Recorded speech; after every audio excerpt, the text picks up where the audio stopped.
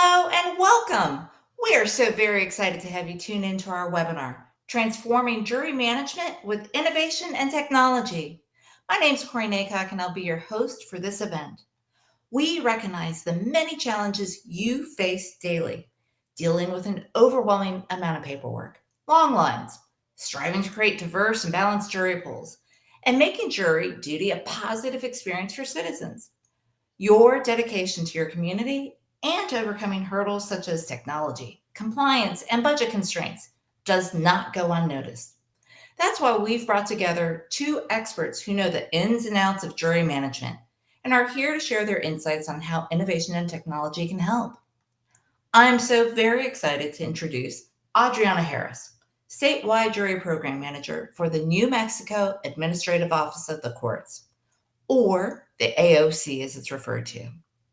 Adriana oversees 76 trial courts, that's 76, and will share how implementing a statewide jury management system has positively impacted New Mexico's jury administrators and their citizens. Adriana is extremely data-driven. We'll jump into that a little bit later on in this webinar.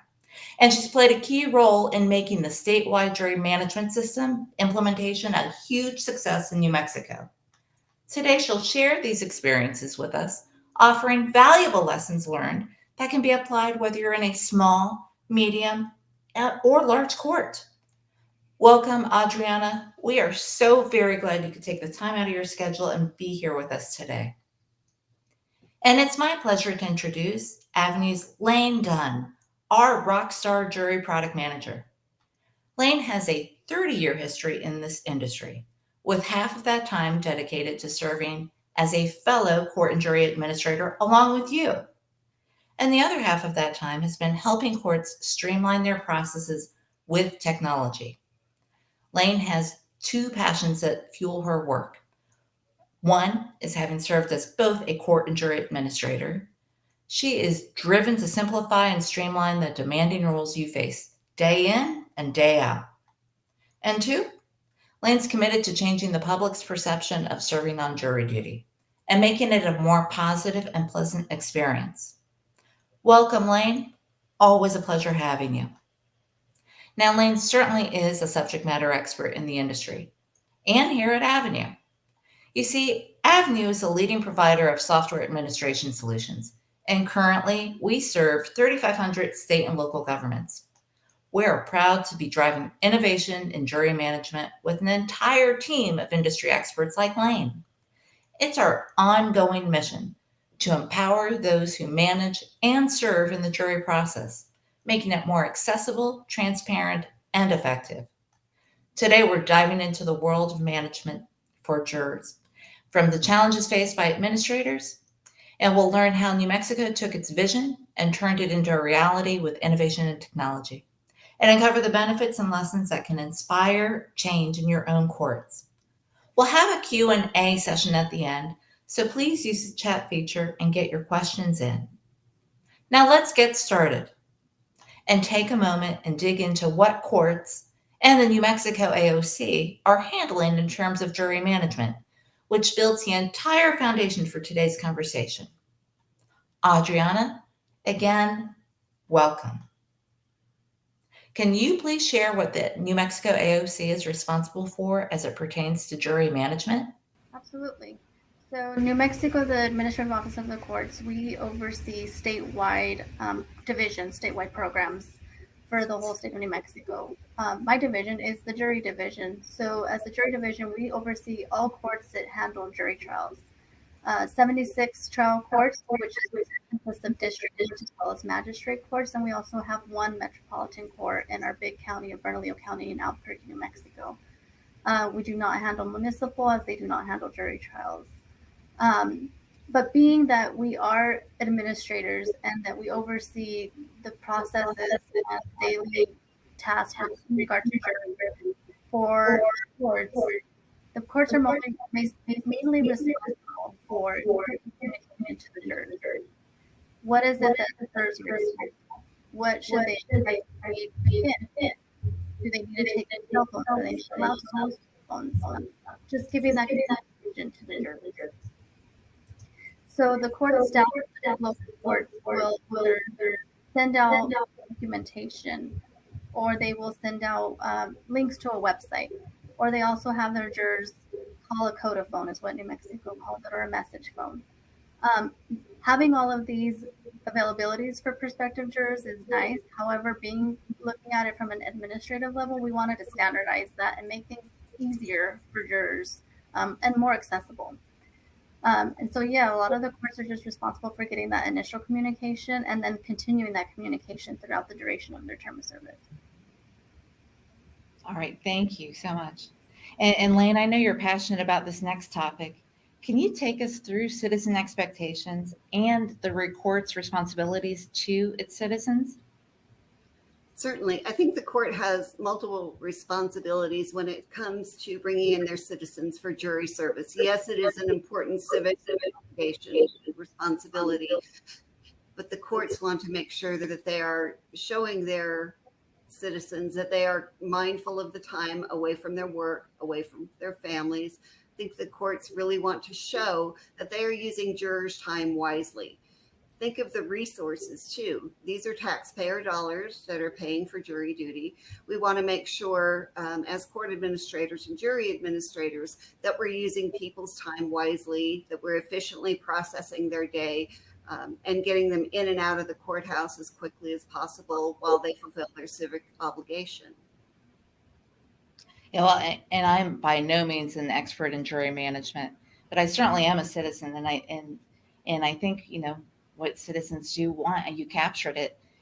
People want it fast. People want it to do everything. We want to do everything with our phones. We want it quick, mobile access when and where possible. So thank you for And that. that's very important. I think courts strive to give prospective jurors as much information and the tools they need to do the job before they ever hit the courthouse door. That inures to the benefit of both the citizens and to the court. Absolutely. So let's take a look at challenges. Throughout history, challenges and the need for improvement have inspired innovation. Adriana, can you take us through the challenges that the New Mexico AOC faced? Absolutely. So prior to moving to a statewide jury management system, throughout the state, 76 courts, there was probably about 12 different applications scattered around New Mexico. So being at the administrative level, it was really difficult to keep on top of, what system they were using, if they were at all using a system. Were they doing things manually? What kind of processes were being conducted in those courts? What kind of administration was being handled in those courts in regards to jury service?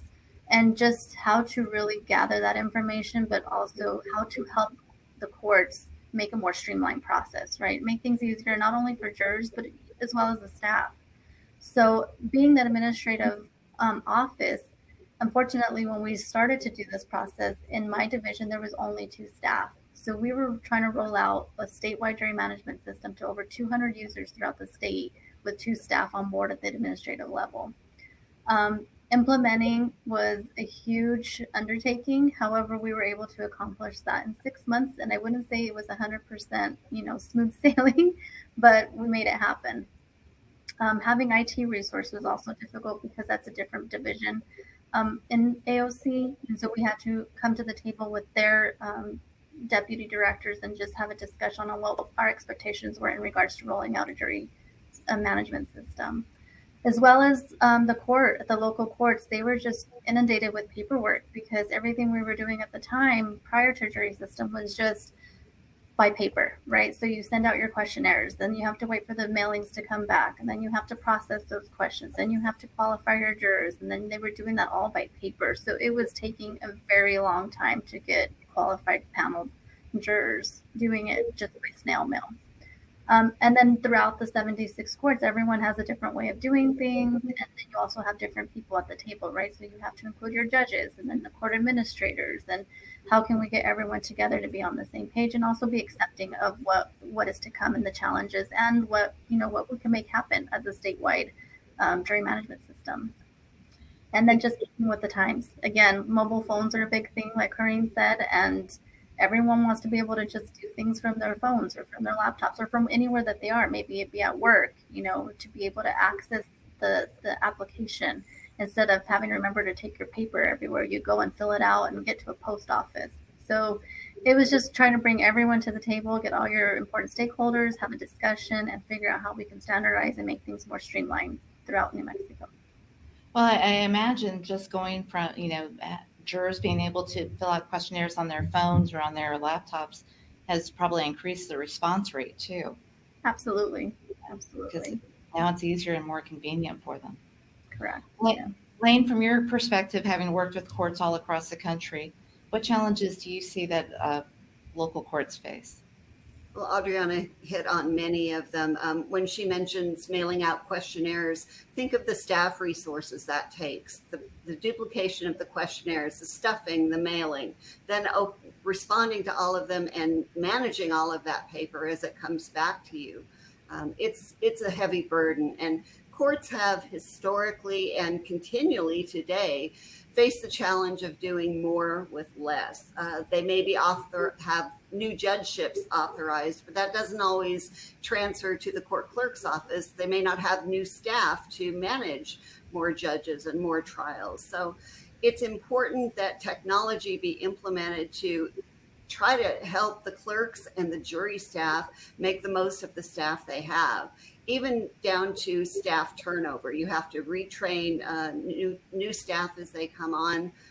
These are all legitimate challenges that courts face, along with budgetary constraints and things like that. So it's a serious issue. It's been one for decades, and I don't see it changing anytime soon. So, and clearly these things can't be fixed overnight. So now Adriana's covered some of the reasons why it can't be fixed quickly earlier too, like limited IT staff resources. Lane, what other roadblocks do courts face when they're trying to improve jury management? Well, number one, I think courts are trying to change public perception of jury duty. So changing people's hearts and minds about jury duty is always important. They have an opportunity. Courts, often the first interaction with the judiciary is someone serving as a prospective juror. So you have a prime opportunity to respect their time, respect their information, everything that they are bringing to their jury service. One of my most gratifying things as a jury administrator is when somebody would say, I really dreaded this, or I tried to get out of it. But after coming in for jury duty, they felt better about it. And the next time they received a jury summons, they would appear and would not hesitate to do so. I think that's one of the best professional compliments I could have ever received. That's awesome. Adriana, anything you'd like to add to that? I think just roadblocks is just having people on board, getting people on board with the moving forward process. No one likes to change. We used to hear all the time in the beginning, why fix something that's not broken? Well, it wasn't necessarily broken. It was just it was more difficult to manage on an administrative level, on a statewide level. And they always knew that, administrative officers of the courts oversaw every other aspect of the court. So jury was always included in that. It just wasn't as detailed included. And we really wanted to just get everyone to the table and be accepting of the change. It's not easy, but they come around and then they appreciate it. And then we're always there to help. It's not like we tell them, hey, we're changing your whole system and your business process, and then once we roll out, you're finished. We won't help you. But no, we have constant, trainings, and we keep in primary contacts with the jury staff. Anytime they need updated information, anytime they need assistance, we're always available to help them. So, and I'm sure the reduction of paper is huge. What type of paper reduction have you seen? I would say at least 30%. And to us, that's a big number just because we don't have to worry about jurors being worried about what happens if this paper gets lost that I just answered all these questions for. Mm-hmm. So now we can reassure jurors that everything's in a system. And after so many days, we have a statute that after 90 days, they have to be deleted or just be disposed of properly. And so having a system that can do that for us and not having to shred documents all the time is a huge decrease in paper. I bet. Now that we've tackled the challenges, let's shift our focus and move on to the vision that New Mexico had. Before the New Mexico AOC embarked on implementing a jury management solution for 76 trial courts, Clearly, there was a vision. Can you take us through what that vision was? Absolutely. We just wanted to better provide utilization information back to the community, as well as to our Supreme Court justices and as well as our judges that were calling in these jurors. So for the administrative office of the courts, our division mainly focuses on utilization and yield data to gather that information to ensure business practices are being followed due to the utilization and yields in these courts. And so we wanted to make things easier. And by making it easier for us, the vision was, why not have a statewide, just one system that can produce these reports for us? You know, we just go in there and based on how many jurors have been given attendance, at any moment, the administrative level can run a report statewide and get those numbers. And we're able to do that. And then so when judges ask us, you know, how am I doing with my utilization? You know, because they always get intrigued once you start providing data. That's when it's easier to start changing processes, and it's really helped us to move forward and to standardize a lot more things and make things more fluid for us. So that's great. And Lane, I know how excited you get when you can improve things for courts and for jury administrators. How excited were you when you got to help like 76 trial courts get more efficient? It's been an amazing experience, especially and transitioning from a manual process to automation. I can tell you from personal experience, when I first started as a jury administrator, I would spend about 40 hours a month just paying jurors. When we went to an automated system, that went down to about 1 hour per month. So that was a huge benefit. That's great. So with a clear vision in place, the next step in that whole process was bringing it to life, with innovation and technology playing a crucial role in transforming your ideas into the solutions that can really make a difference for jury management. And so Lane is the expert in the technology aspect, and I want to hand things over to you and take us through what a good jury management system looks like. Certainly. Well, first of all, jury staff, they have a tough job. Consider all of the people that they have to respect and please. They're dealing with large numbers of the public. They also have to interact with the judges. There are attorneys, court administrators. That's a really high pressure job and a lot of people to make happy. So doing all of that manually or inefficiently is going to wear on everybody. So it's imperative that to implement a technological solution, and that will save everybody time, resources that could be perhaps used elsewhere in the court clerk's office. So all of these issues that are called out here as technology solutions, these are all big considerations. Absolutely. Lane, and I just want to add that even having, as you can see on our screen here, the multilingual was a big thing for New Mexico. We do have a high population of Hispanic ethnicity here in New Mexico. And so being able to have a portal and, you know, anything that's accessible to the jurors in multiple languages is an absolute 100% win for us. And we've been able to accomplish that. And the jurors absolutely love it. How many languages can the system cover, Lane? It can cover 6, including English. Wow. Okay. Mm-hmm. And we're currently up to 2 right now, and that's just because we're still moving forward and getting, you know, our feet wet with everything. But it's been great for us. I bet. I bet that also probably helps the response rate. Exactly. Also, reaching more people and probably a more diverse jury pool. Yep. I'd like to add, I'd like to add one thing, and Adriana touched on this a little bit, but the questionnaires. There are courts that often spend days in advance of a trial collating, copying paper questionnaires. Then they have to put them in a binder and make 6, 8 copies for the parties, however many parties are.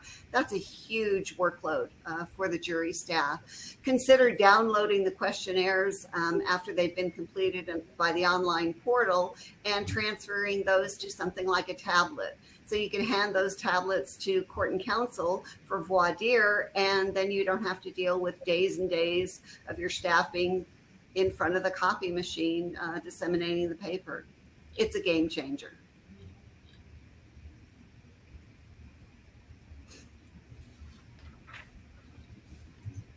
So take us through, Lane, to the case and panel creation.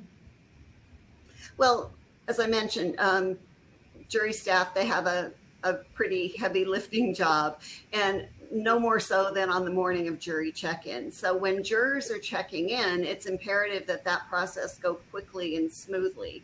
You have judges waiting in the courtroom, the attorneys, the parties, they're all waiting for voir dire and all waiting for their trial to begin. So there's a lot of pressure anytime jurors are checking in. So let's give them all the tools they need to facilitate this and make it an easier process. In addition to scanning in a barcode off of a jury summons, there are also alternative methods where jurors can check themselves in within the confines of a geofence or within the confines of the courthouse to let people know, hey, I'm here, and then receive information on where to go next. Unfortunately, the creating multiple panels is very, very easy. And unfortunately, this used to take a lot of time, especially if you had to configure these panels to get to different courtrooms. With automation, in just a few minutes after all your jurors are checked in, you create multiple panels and they're on their way to the courtroom. Got it. Thank you.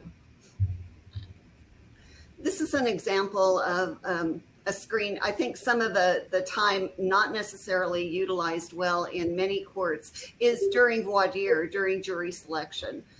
With an automated system, it's no longer necessary for the courtroom clerk to record empanelment results and then forward those results to the jury administrator to be entered or maintained. It just takes a few minutes in the courtroom. It's great to be able to have access to all of this information. You can record the empanelment results right there from the courtroom, and automatically those persons not selected are automatically sent back to the pool where they could be empaneled again or sent to another trial, or they may be dismissed for the day. Thank you. I think we may have jumped over a topic a little bit earlier, which was qualification and information gathering. Can you share with the audience what that looks like with the jury management system?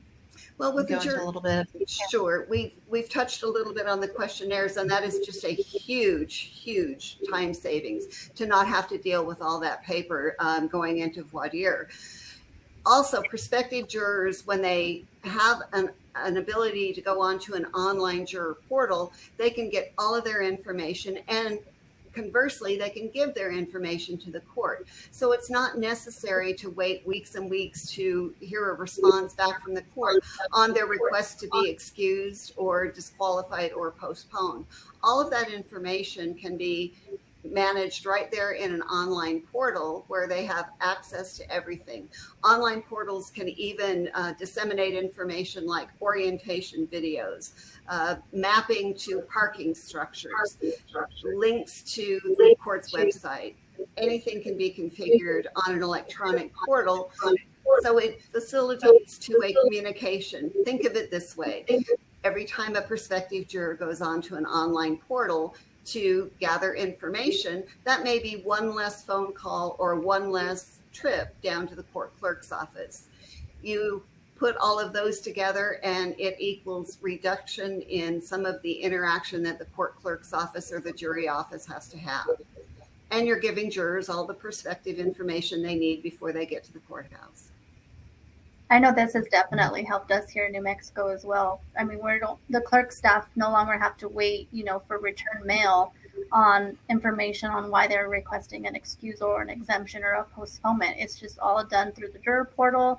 The court staff can then go and review on the jury system, and they can either check to deny or check to grant, and right away the system will send a text or an email to these prospective jurors saying, yes, you've been your request has been granted or it's been denied, depending on what kind of information is needed. But it's a lot quicker to get things done through that way. I find it amazing that, especially like this one aspect right here, self-qualification and information gathering, like this piece alone just really helps both the jury administrators and the citizens, like this one big aspect. So I find that amazing. So thank you. And thank you to our backstage crew for going back to this slide. Appreciate it. So let's jump forward a little bit. Let's go back. So jury attendance and payment, Lane. What can you tell us about this? Well, let's talk about juror attendance first.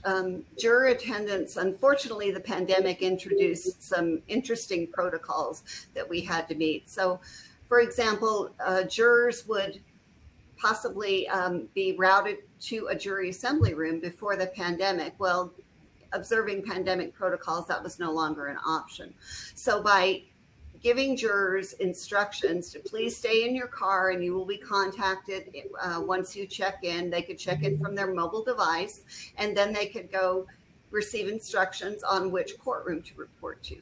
That was a huge thing. Now, we hope those measures are never necessary again, but should they be, we and the court are now better prepared.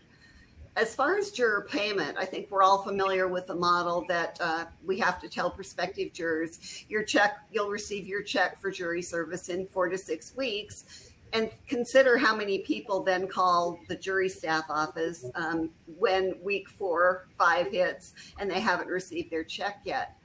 In today's society, we can get immediate access to everything. So facilitate payment immediately. Jurors, using some systems, they can print their check right from the courtroom or right from the courthouse from a dedicated printer. They can also opt to pay themselves electronically through PayPal or Venmo. So it's no longer necessary to wait 4 to 6 weeks for that check to come in the mail.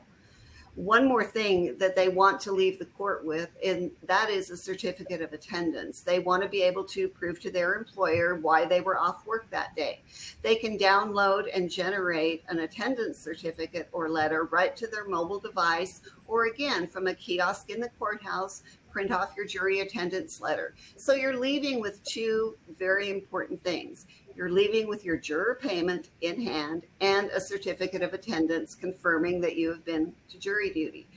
Every single one of those things can reduce a phone call or a trip to the court clerk's office or the jury office.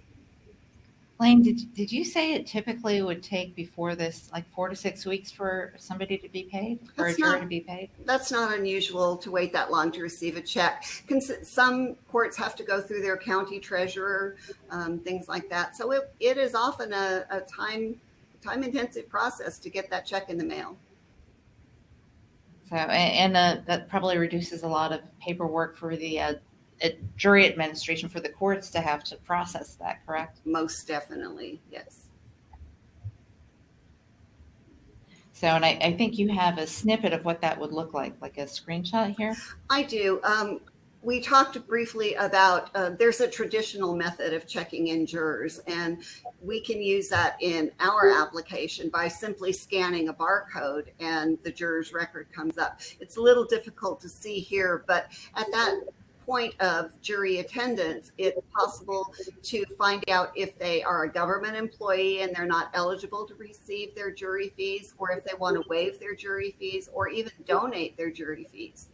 Mileage is automatically calculated through many different methods, most often from zip code to zip code. But all of these things are done automatically by scanning a barcode from the person's jury summons.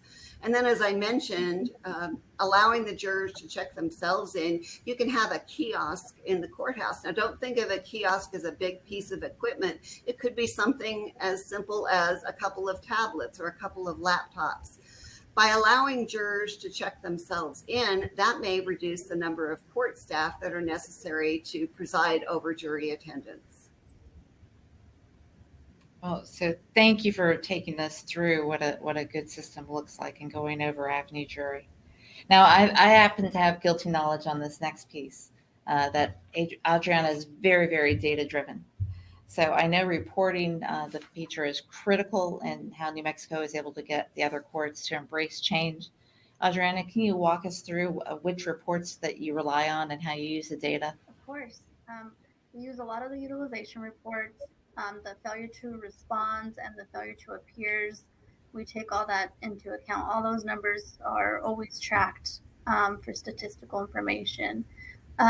The other audits, we use the audits as well because it ties to money, right? So money and time and attendance are all part of our utilization to provide to the courts. when they ask for that information, as well as to our Supreme Court. And so we do a lot of the statistical reports. We use those quite a bit. Has it helped you using that data to get the other courts who weren't as excited about the change on board? Oh, absolutely. Yeah, they're usually the ones that are the first to ask, how are we doing? And then the other great thing too is that this isn't only just acceptable to us at the AOC level, it is locally. They can print it out on their own as well and go over it with their own staff if they like. So it's available to all users statewide. Lane, do you have any favorite reports in here? Well, the utilization reports, as Adriana referred to them, they are really strategically important. Consider every juror you bring in or prospective juror you bring into the courthouse equates to a budget that equals money. Courts want to be good stewards of taxpayer dollars. So utilization and keeping an eye on that, and think of it this way. Every juror that comes in and goes to the courtroom but is not serving, selected, or challenged, they just sit there all day long, they're going to walk away with a perception that perhaps their time was not as well spent as it could have been, and they still have to be paid. So utilization reports are really important for the courts, because courts want to make sure they're using taxpayer dollars wisely. So awesome. Thank you. So we've had a good review of the technology and what technology looks like, but what does it all mean for courts and citizens? So let's dig into the benefits, the real world benefits. Adriana, you've seen a lot now that you're on the other side of implementation. Can you share what type of things you've seen improve in New Mexico? Well, mostly and mainly is juror appearance. Right now, we don't have as many failure to appears or even responding, because there's really no reason that they were not able to respond, considering everything is done electronically and at their fingertips. They could do it through the mobile app. They can do it, at the library if they don't have a computer. I mean, even our older generation, I'm saying that as politely as I can, they typically don't have a hard time, even if it is to come to the courthouse just because they want to have that more personal interaction. We typically have a kiosk available for them to help. So the court staff will even be willing to walk them through that, to get them through the juror portal and to answer all the questions and, still have that human interaction in person. The other benefit is just the mailing and the postage. I mean, we just don't really have to deal with that as much. It is nice. We do still, initially our summons is still a paper document at this point, but it's not as much paper going out or coming back into the courthouse. And so we've really reduced time on, the postage and the mailings for the most part. And then just keeping the communication readily available to all jurors. I mean, they can just log on to the juror portal at any time during their time of service, and they can see whether they're going to be called to report or if they have any pending excusal requests that they're waiting for a response to.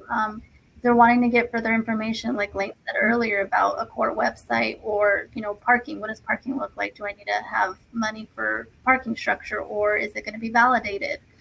All of that we can just send through the jury system in an ad hoc message, or even through the juror portal. They click on the court site link and they have more information specific to that court that they're summoned to.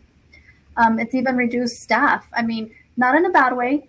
We do have a lot of courts in New Mexico are multiple clerks, right? So one day they'll be doing jury obligations, and another day they could be, part of the civil division. And so because the cross training was vast, now we could have one dedicated jury clerk and they can do everything for the most part. However, in our bigger courts, we do have actual jury divisions just because of the amount of jurors that are being summoned for their term of service. And so it's really been useful, beneficial, and just an overall great thing to have a jury system. So we mentioned, and we touched on this a little bit earlier, that it's a big reduction in paper, at least by 30%, if not more. Mm-hmm. And you just said that it also speeds up the process. How much faster do you think the processes are right now for? I would say it's cut in half, honestly, just because the court doesn't have to have either phone conversations with the court or with the prospective jurors, or the jurors are not waiting around to receive something in the mail, right? It's just an immediate grant text or a denied text or an email, an ad hoc text message, and they're able to correspond a lot quicker. Those are some good stats. Thank you. Lane, anything you'd like to add to that?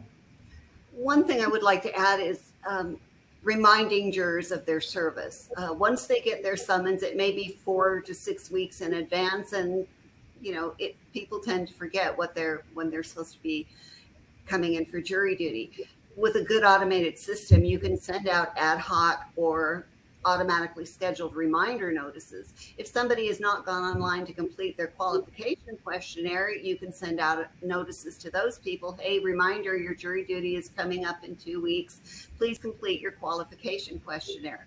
Every time that happens, maybe that reduces one phone call to the court clerk or the jury staff office. So the automation of reminding jurors of their service is really important.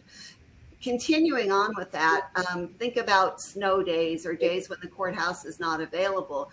The ability to send out an ad hoc message the morning of or the night before that we've had a water main break and the court will not be open tomorrow. Please stay tuned for more information.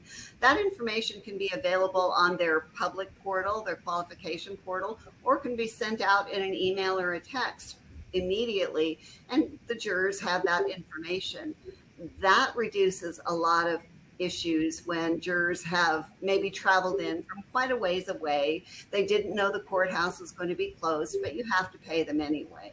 So those are all conveniences that affect both the court and the prospective jurors and just provide better public service. It's like having technical difficulty and emailing a whole audience on the fly with a new link.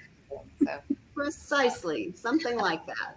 That's understood. Thank you. And so now that you're on the other side of implementation, Adriana, and you're using the system, what lessons learned would you like to share with the audience and things that they should consider before starting to look into doing the process? So if you had to do it all over again, what would you do? Oh, I would definitely do things differently. Definitely always have an IT staff on board throughout the whole RFP process, the discussions initially before going into an RFP process, just what the jury division, if they are separated like ours is here in New Mexico, what the jury division's vision is, like we mentioned earlier, and how can we achieve that, but also using technology, which means you would have to include someone from your IT department, right? Because they're going to be the ones to assist you going forward and for keeping this jury management system going, right? Or updating or making sure that we're able to change things without breaking things. Or who knows this product, right? Like who can learn it and really be an expert in it. So having an IT, I would say a couple of IT, if not a whole staff, if you could have them on board from the very beginning of the discussions all the way through the RFP process and even after. Having a dedicated IT staff, I think, is an amazing thing. It does help make things more fluid, and just if there's ever any type of situations or issues, we know who to contact that can help. Having the business experts, right? So in New Mexico, we call them SMEs, which are subject matter experts. I'm pretty sure other people use that terminology. However, for us, it was very important to have jury managers throughout the state that have done jury processes for a very long time to be a part of that discussion initially. What is it that they would like to see in a jury system? Not just from an administrative level, but the people that are working on the ground, right? Like we need they're the front runners of all of this. And so we really need their feedback and their input from the very beginning. What is it that they expect? What would be better for their courts or their communities? New Mexico we have a lot of rural towns in New Mexico and little communities. And so how can we best, relay this information with you and with your communities? Having legal staff on board from the very beginning, you start to discuss a system. Well, we know systems cost money, right? And when you have a system, that also means you go into contractuals with these systems. And so you really want your legal team to be there to understand what it is that we're asking for, what it is that we're needing, and then how can we move forward with those discussions to get those implemented. And then we just have, how do we follow up after that, right? Like once we roll out a whole statewide system to 200 users and we train them, well, how does the training process look? How many people can we have on board that can go and do these trainings, not just the 2 people that are at the jury administrative level. Now we have other subject matter experts that can help us and assist us in training other statewide jury staff. So just having a good, solid team in every aspect of a system is definitely needed from the very beginning. Those are great tips to share with everyone, and that many people all across can use, regardless if they're small, medium, or large size courts. Thank you very much. You're welcome. So now we've had some questions that have come through, and I'd like to make sure we get to cover a few of these while we still have a little bit of time. So Lane, this first one is for you. What measures are taken to ensure the confidentiality and security of jurors' information within the system? Very valid question. We have a lot of security parameters around our application, and all of that information is confidential. We often use a cloud-based system, again, very secure. But I would back up a little bit and consider when you're refilling your master jury wheel or refilling your master jury list, is it really crucial that you have a prospective juror's social security number? Is that really necessary? I know in several courts I worked with and worked for, we did not want the responsibility of keeping that information, that PII information. So it is important to understand the security parameters around the application you're installing and the technology on which it's built, but consider some of those aspects about what information do you really need from a prospective juror before you send them a jury summons. Is it more secure using it through the system versus paper?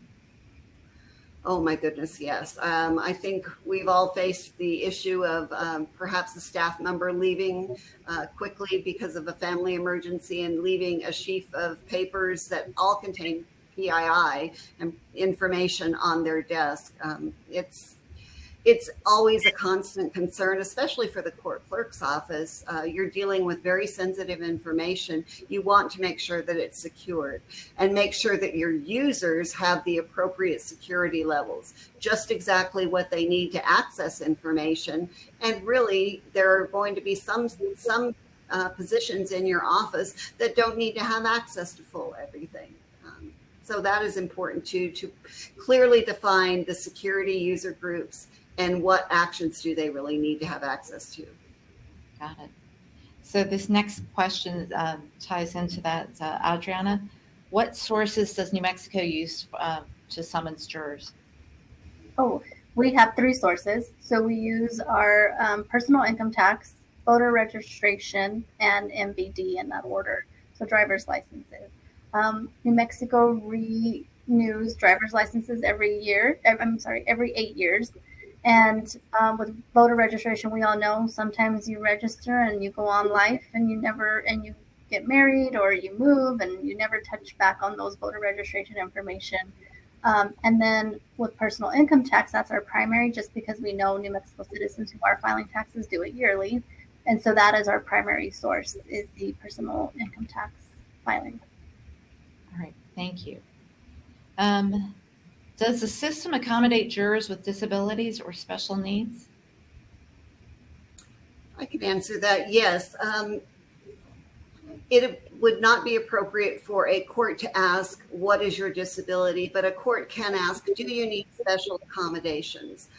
In our system, we have the ability to record that information and have it exported to a report. So when the jury administrator is putting the panel together to report the following week, they can make special arrangements if someone has to come in with a service dog or they need particular access. All of that information can be gleaned from their filling out their online questionnaire and then the appropriate action taken by the jury and the court administration. I can also add to that, Lane, because of the report that we do utilize for ADA accommodations, we work very closely with our ADA program. And so when it comes to statistics or what kind of recommendations are being requested by prospective jurors, we give that information on a quarterly basis to our ADA department as well. Thank you. Speaking of standards, how does New Mexico's system align with the national standards for jury management? We try to reach that 100%. I can't say we're there. Managing 76 courts is quite difficult, especially to get everyone on board to do things exactly how you say, or how you would like them to do it and to follow. But we always strive. We use the information from National Center of State Courts for Jury Studies. We use a lot of their tools, the manager tools, and we share that with our jury staff or jury users across the state. Anytime something new comes about on National Center of Jury Studies, we give that information to our court staff just so they can also know what they can compare their courts to, if it's not on a statewide basis, but definitely on a national basis. Got it. And we have time for just one or two more here. What is needed if our court expands and opens a satellite office or offices? Elaine? Nothing more than configuring an additional court location. There are certain things, letters that would go out perhaps on different letterhead. You may want different reports, but in our application, it's very simple to configure a new court location. It's not a huge burden, and you're ready to go. And here's one more, Blaine, that I believe is for you. Our courtroom clerk won't be recording impanelment results from the courtroom. Can this still be managed after the fact? Oh, most definitely. In our system, you can record impanelment results at any time. And you can also enter multiple days. Say you don't receive the paperwork from the courtroom for a couple of days, and Thursday you need to go back and record attendance for those jurors and those panel members. It's easy to do through a date range and can be done in just a couple of steps. All right. And then last one, Adriana, how does New Mexico qualify its jurors? Well, we're a one-step court here in New Mexico. So we send out the summons, and then we have go to the juror portal, and they fill out the qualification questions as well as the questionnaire questions. And then based on that, once they respond to their questionnaires, we consider them qualified unless they start to request for excuses. All right. Well, thank you very much. That is all we have time for today. A huge thank you to both Adriana and Lane for sharing your valuable insights and experiences with us today. And to our audience, thank you for your patience, first of all, and active participation and great questions. So you kept it lively, and thanks for hanging in there with our technical difficulties today.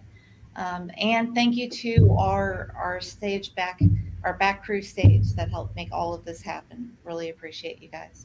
We hope you found today's conversation helpful. And if you have any additional questions, please don't hesitate to reach out to us at succeed@avenueinsights.com, or you can reach out to Lane directly, whose email is on the screen. And we'll also be sending out a link of the recording of this event if you want to review or share any input with a colleague. So thank you all once again, and have a fabulous day.